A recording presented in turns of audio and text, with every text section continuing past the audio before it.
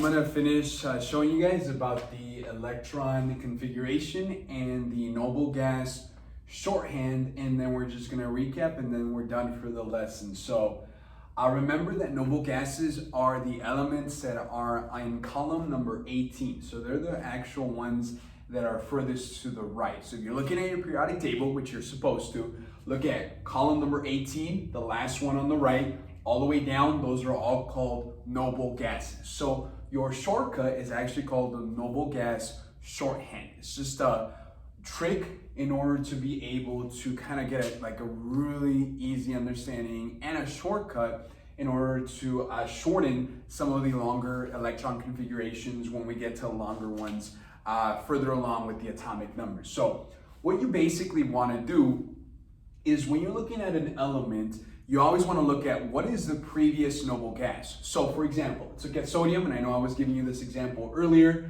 Let's look at sodium, which is element, as you can tell, number 11, if you look at your periodic table, and you're going to look right before it. Okay, what's my last noble gas? This instance, you'll notice it's neon, which is element number 10. So it's right before it. So you're going to notice that your configuration is actually really short, because what you're going to do is you're going to place the previous noble gas inside of brackets. You know what brackets are? They kind of look like parentheses, but they're larger. You have to use brackets. Put your symbol for your previous noble gas in brackets, and then you're going to start from there. So anything before neon is already assumed. It's implied inside the brackets, and you're just going to continue from there. It's actually a lot shorter than writing it like this. This is important for you to understand where we get it from, but once you understand that concept, you can obviously move on into this one.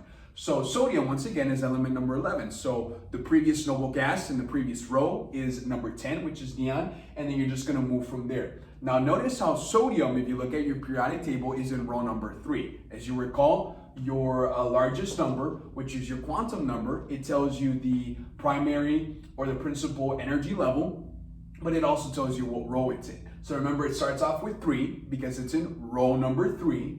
Remember that the first two columns are a block. It's always going to tell you if it's an S, it's to the furthest left of your periodic table. It's going to tell you it's in the S block. It's in one of the first two rows. So it's going to tell you that, and then it's the first one. It's the first one in the row. So therefore, it's row number 3, also column number 1. And if you locate sodium, it's going to be in row number 3, column number 1. It's the first one in row number 3. That's where sodium is. Now, if you want to double check if you're doing this correct, you're going to go ahead and add it as you have been. You notice how you add your number of electrons, a little number at the top. Now, you don't have one here, but just automatically locate neon. Neon's number 10. 10 plus 1 is 11. Sodium is element number 11. Therefore, I'm doing this correctly. The same concept applies to any element that comes after a noble gas, which is basically all but 2. Helium and hydrogen are the only two that are right before the noble gas, and helium is technically a noble gas, so therefore hydrogen is the only one where you're not really going to use the bracket. So all 117 of the rest of them, you can. So let's go ahead and look at oxygen. Same concept, locate oxygen. You'll notice it's element number 8. It's in row number 2. Let's look at the previous noble gas. That's helium. So anything before helium, which is just hydrogen, is already implied. What comes afterwards? Then remember, and maybe I haven't mentioned this as much as I should, you can't move on to the next level until all of the shells have been filled, and I only write in the ones that are already filled. So I already have 2s2. I'm not going to put 2s1, and I'm not going to put 1s2, because remember, this is already implied in helium, and this isn't filled yet. I'm already past that, so I'm going to look for the most filled one and write it in. Remember, the most filled an S shell can become is 2. So since it's the maximum, that's the one I'm going to write. So right now I finished with 2s. Remember that you're looking at blocks. So oxygen is in the P block because of the row that it is in. So you'll notice that it begins with P. Now the 2 is going to tell me once again that it's in row number 2. It's in the P block, which is from 13 and on. And then you're going to put the smaller number to tell you what order it's in the P block.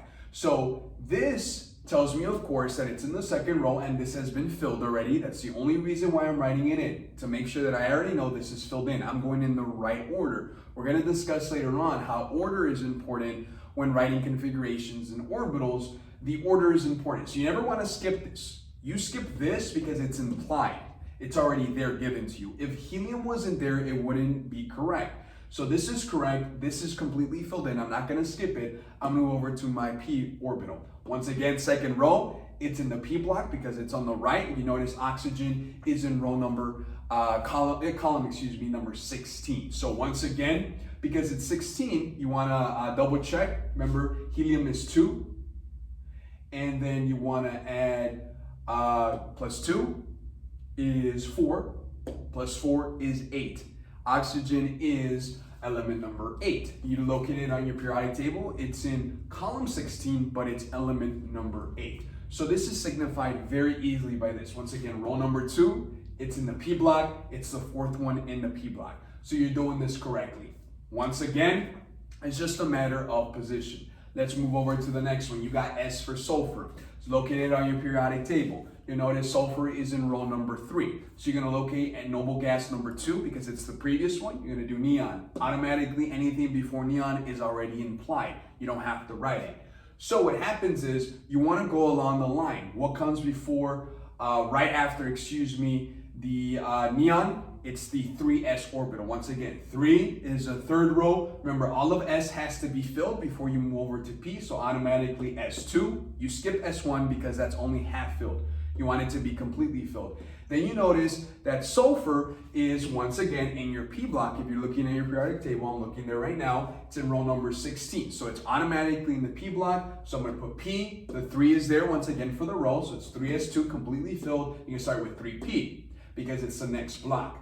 Then, how much further is it in? It's the 4th one. You want to double check. Remember, neon is 10. You're going to add 2 to it because of the S2, so that's 12. And you're going to add 4 to it, that's 16. Sulfur is your 16th element. So once again, that's important. It's neat because it's in row number 6 or column number 16, and it's also the 16th element. But remember that the position is important. Let's look at a final example. You got argon, which is actually a noble gas. So this is an important thing you need to pay attention to. You cannot use a shorthand for a noble gas. So you can't just put argon and then equals argon within brackets because you don't know what argon is until you move forward. So you can't do that. You have to use the previous one. So even though argon is a noble gas, it's in row number or column number 18, you still have to go back to the previous one. So this one's going to be a little bit longer just because it's at the end of row number 3. So this is the end of row 2, which is neon. You can safely move over to row number 3. Remember, 3 gets filled in by having a 2 in the S. It's completely filled.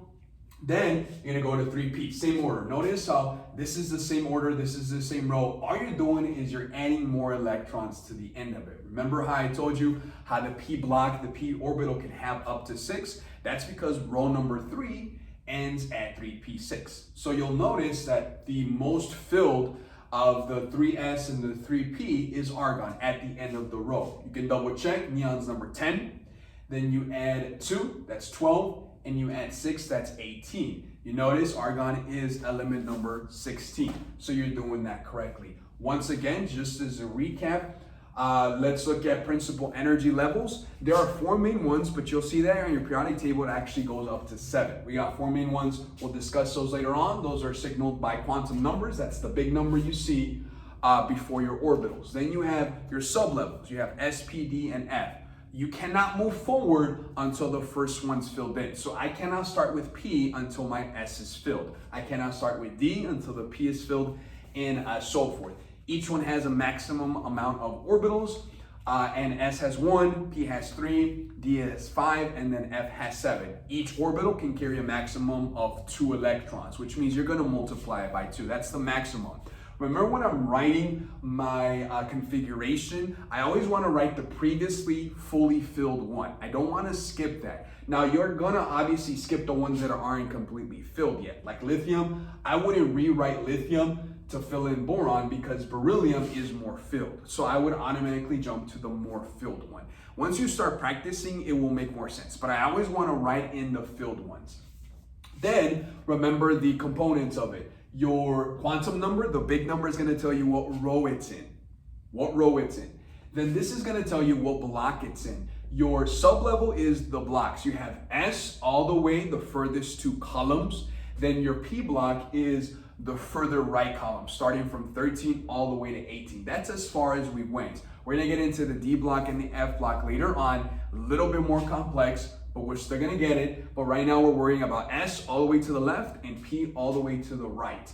Then the small number is going to tell you how many electrons are being filled in within that sublevel. Remember, S only goes up to 2, so you can only have S1 or S2. Once that one's filled, you move on to the next one. And again, it goes in an order. Your homework, as I already explained to you, is to write out the first 20.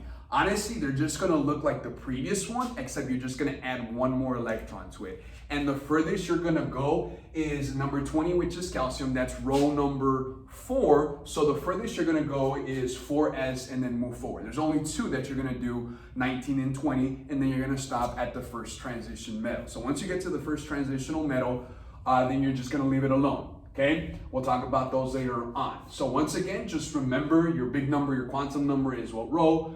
Your letter is going to tell you what block it's in, and then the smaller number is how many electrons. That's the basics of it. There are a lot more definitions to it and the reasons behind it, but this is as good as it's going to get for now, and you guys will definitely understand this later on. Then the shorthand, just use the previous noble gas. Now you're only seeing neon and helium right now because we're only going up to 20. As you progress down the periodic table, you're going to see different electrons. Now, what you see in this long old list that you were provided at the beginning of the lesson, you'll notice that it has all of these with abbreviations. I don't want you to use abbreviations. When you do this homework, it's only 20 of them. It's not going to take you long. I want you to use the long way so you understand where it comes from. You'll notice that you can replace neon with the previous configuration. So basically what you're doing for sodium is you're writing all of neons and you're adding it to it. So if you want to get smart and just copy the previous one, then that's okay. I just want you to understand what it is that you're doing.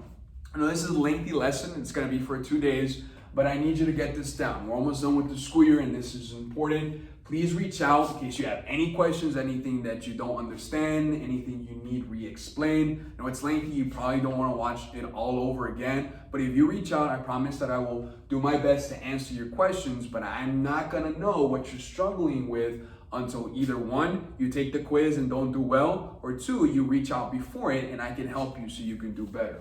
Once again, make sure that you understand the components of it. This is just a fraction of the section of what we're going to cover with the other 2 blocks